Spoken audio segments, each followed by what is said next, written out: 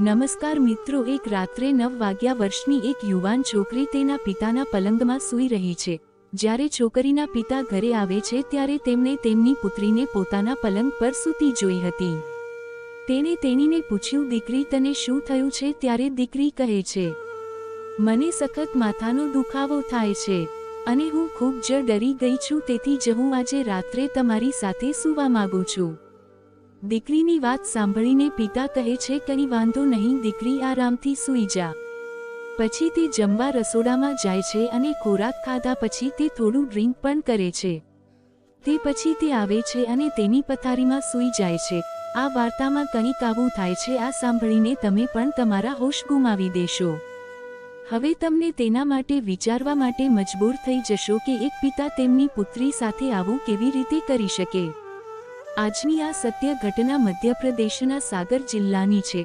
આ જિલ્લામાં ગામમાં પ્રેમલાલ નામનો એક વ્યક્તિ તેના 3 બાળકો સાથે રહેતો હતો, જેમાં મોટી પુત્રીની ઉંમર 21 વર્ષ, નાની પુત્રીની ઉંમર 15 વર્ષ અને સૌથી નાના પુત્રની ઉંમર 10 વર્ષની હતી. પ્રેમલાલની પત્નીનું 2 વર્ષ પહેલા લાંબી માંદગીના કારણે અવસાન થયું હતું. પત્નીના ગયા પછી ઘરની હાલત અત્યંત બગડી ગઈ હતી અને ઘર ચલાવવું તેમના માટે ખૂબ જ મુશ્કેલ થઈ રહ્યું હતું. જે પૈસા બચ્યા હતા તે પત્નીની સારવાર માટે વપરાયા ગયા. આર્થિક સ્થિતિ દિવસે ને દિવસે ખરાબ થતી જતી હતી અને તે ખૂબ જ ઋણી બની ગયો હતો અને બાળકો પણ તેમની માતાની યાદમાં મૌન રહેવા લાગ્યા હતા. તેમની દેખભાળ કરવાવાળું કોઈ ન હતું, પણ એક માણસ માટે આ બધું કરવું બહુ મુશ્કેલ બની જાય છે. ઘરના સંજોગો જોઈને પ્રેમાલાલ સાવ ભાગી પડે છે. જો તે કમાવવા બહાર જાય છે તો તેના બાળકોનું ભણતર ચૂકી જાય છે અને જો તે ઘરે રહે છે તો પૈસા નથી આવતા. પછી એક દિવસ બસ મારા મનમાં વિચાર આવ્યો કે તેને હવે ફરીથી લગ્ન કરવા જોઈએ. પ્રેમલા વિચાર્યું કે હું લગ્ન કરી લઈશ, પછી ઘર પણ ઘોંઘાટવાળું બની જશે અને તે પણ કમાવવા માટે બહાર જઈ શકશે. પછી હું મારી પુત્રીને કહું છું, દીકરા, હું બીજી વાર લગ્ન કરવાનું વિચારી રહ્યો છું, જેથી તમારું બધાનું ધ્યાન રાખવામાં આવે અને હું પણ પૈસા કમાવવા બહાર જઈ શકું. જે તમારી માતાના ગયા પછી તમારા બધાની હાલત ખૂબ જ ખરાબ છે. હવે મને ગમતું નથી. પિતાની આ બધી વાતો સાંભળીને દીકરી સાવ ચૂપ થઈ જાય છે. તેની જીભમાંથી એક પણ શબ્દ નીકળી શકતો નથી. પ્રેમલા તેની પુત્રીને સમજાવતા કહ્યું, જુઓ દીકરા, હું કમાવવા નહીં જાઉં તો ઘર ચલાવવું મુશ્કેલ થઈ જશે અને હું તમને બધાને ભણાવી નહીં શકું. તેમ સમજાવવા છતાં યુવતી ચૂપ રહી. પ્રેમલા વિચારે છે કે તેમની દીકરી અત્યારે ઉદાસ છે અને બીજા દિવસે વાત કરશે. તે પછી તે ત્યાંથી નીકળી જાય છે અને છોકરી વિચારવા લાગે છે કે તેના પિતા ક્યારે લગ્ન કરશે અને સાવકીમાં આવશે તો સાવકીમાં ક્યારેય સારી નથી હોતી. તેણે પણ સાંભળ્યું અને મેં તેને મારી પોતાની આંખોથી જોયું હતું અને હું વિચારતો હતો કે તેના પિતા તેના બાળકોને ખૂબ જ પ્રેમ કરે છે. જો તેઓ પણ લગ્ન પછી બદલાશે તો સાવકી માતા પણ આપણને ખૂબ જ દુઃખ પહોંચાડશે અને પિતા પણ તેમને ટેકો આપશે. તે દિવસે છોકરી આખી રાત ઊંઘી ન શકી અને આખી રાત આ વિશે વિચારતી રહી. જ્યારે છોકરી બીજા દિવસે કોલેજ જાય છે તેથી તેને રસ્તામાં એક તેની મિત્ર મળે છે જે તેની કોલેજમાં તેની સાથે રહેતી હતી. પછી છોકરીએ તેના મિત્રને તે બધું કહે છે જે તેના પિતાએ તેને તેના લગ્ન વિશે કહ્યું હતું.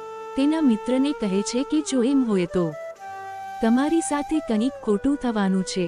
જો તમારા પિતા લગ્ન કરશે તો તમે મોટી મુશ્કેલીમાં મુકાઈ જશો.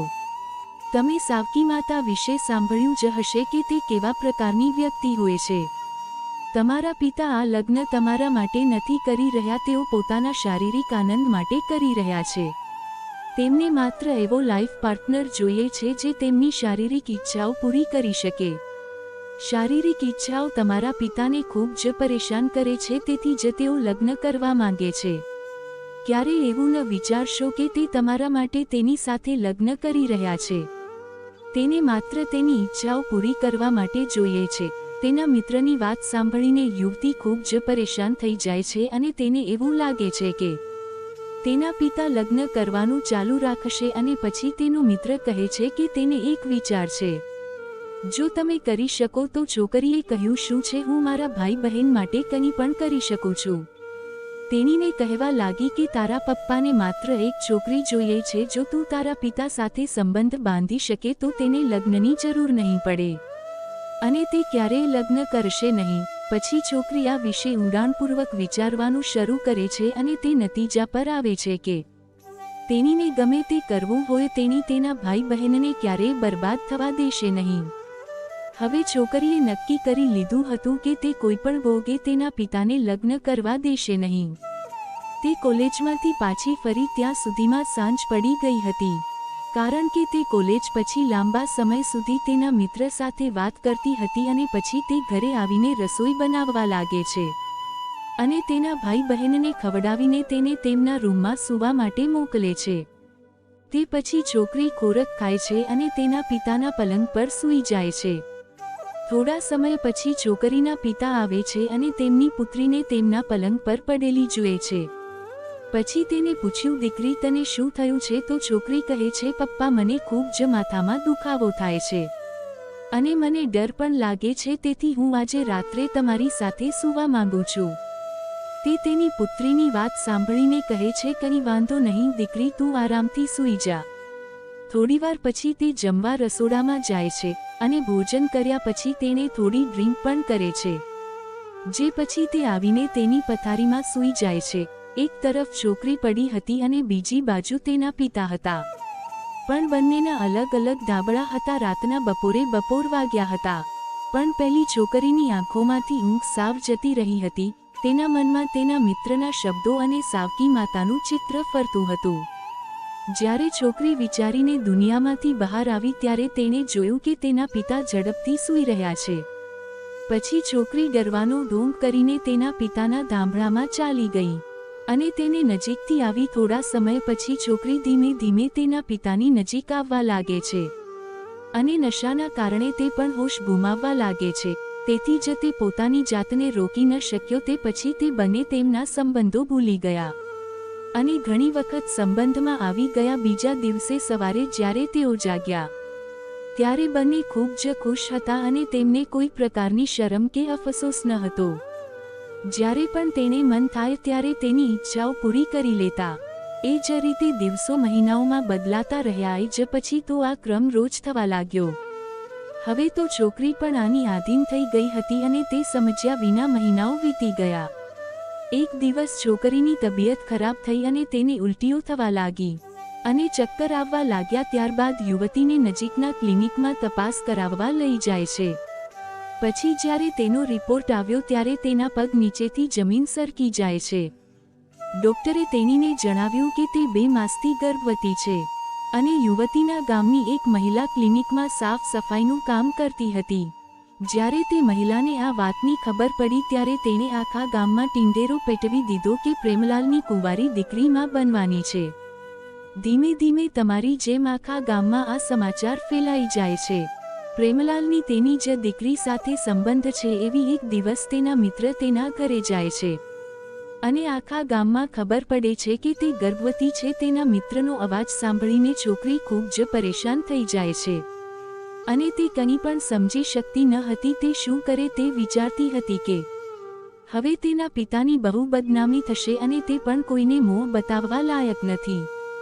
એક દિવસ સાંજે છોકરી કેટલીક વસ્તુઓ ખરીદવા બજારમાં જાય છે. તેથી રસ્તામાં વિસ્તારના કેટલાક છોકરાઓ તેને ચીડાવવા લાગે છે અને અશ્લીલ વાતો કરીને તેને હેરાન કરે છે અને તેઓ તેની ખૂબ જ મજાક ઉડાડે છે. છોકરી ખૂબ જ શરમ અનુભવે છે અને સામાન ખરીદીને પરત ફરે છે. તે પછી છોકરી રાત્રે ભોજન બનાવવાનું શરૂ કરે છે.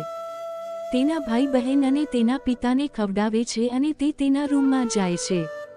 તેના મગજમાં એક જ વાત ચાલી રહી હતી કે તેની અને તેના પિતાની બદનામી થઈ રહી છે અને તે ક્યારેય માથું ઊંચું કરીને જીવી શકશે નહીં. જ્યારે તે સૂતી વખતે લગભગ 1 વાગ્યો હતો તે સમયે તે દોરડું લઈને જંગલ તરફ જાય છે.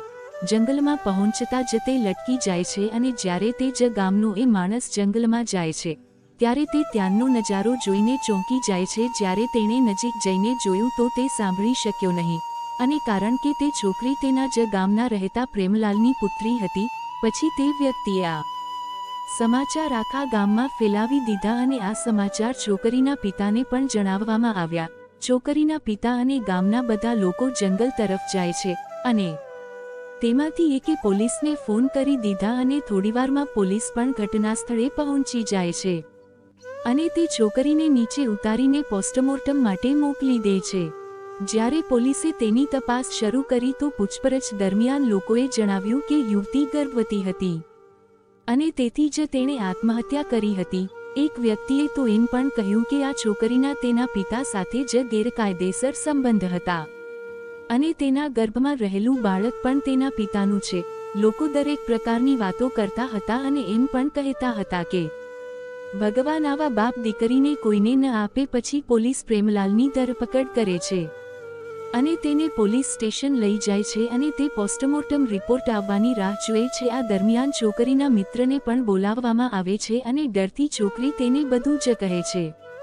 ત્યાં સુધીમાં પોસ્ટમોર્ટમ રિપોર્ટ પણ આવી જાય છે અને રિપોર્ટમાં સ્પષ્ટ લખ્યું હતું કે છોકરી 2 મહિનાથી ગર્ભવતી હતી અને પોલીસે પ્રેમલાલની પૂછપરછ શરૂ કરી. તેણે ટૂંક સમયમાં કબૂલાત કરી.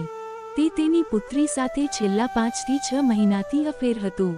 તે પછી પ્રેમલાલની ધરપકડ કરવામાં આવે છે અને તેને કોર્ટમાં રજૂ કરવામાં આવે છે અને તેને 2 વર્ષની સજા ફટકારવામાં આવે છે અને મિત્રો કહે છે કે તમે અને તમારી દીકરી વધારે સમય સુધી એકલા ન રહો, નહીંતર તમારા મગજમાં ગંદા વિચારો આવે છે. જો કોઈના મનમાં એક વખત ગંદા વિચારો ઘર કરી જાય તો ભગવાન પણ તેને બચાવી શકતા નથી. તો તે વ્યક્તિ કંઈ આવું જ કરે છે જેના કારણે એક પવિત્ર સંબંધ પણ શરમજનક બની જાય છે. મિત્રો, આ વાર્તા સાંભળવાનો એ જ હેતુ હતો કે તમારી ભાવનાઓને ઠેસ પહોંચાડવાનો હેતુ ન હતો. તેના બદલે અમે તમને લોકોને જાગૃત અને સજાગ કરવા માંગીએ છીએ. તો મિત્રો, આ હતી અમારી આજની વાર્તા. તમને કેવી લાગી અમને કોમેન્ટ કરીને જણાવો અને જો તમે અમારી ચેનલ પર નવા છો તો અમારી ચેનલને સબસ્ક્રાઇબ કરો.